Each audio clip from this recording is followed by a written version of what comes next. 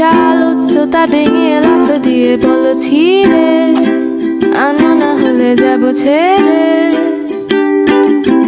কোন সাদা ছাড়া দরজার হাতল চেপে খট করে মুছড়ে দিয়ে আমাকে দেখে বলে যাবে, নাকি নিয়ে যাব তাকে সাথে। ও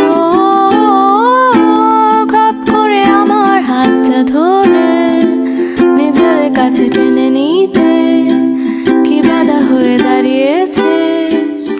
ও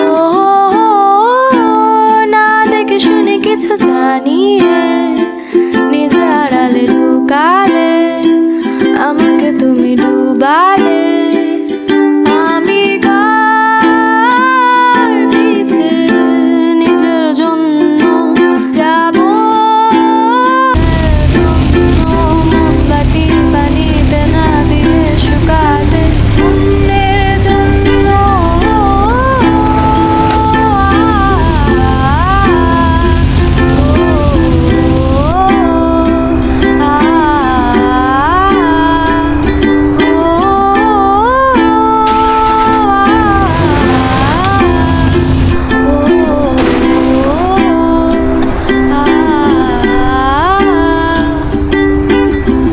ভুল করে তুমি একটা দেশলা হাতে চুলার আগুন তার কাছে যেতে গিয়ে গেলে পুড়ে আমি না চলে যেতে।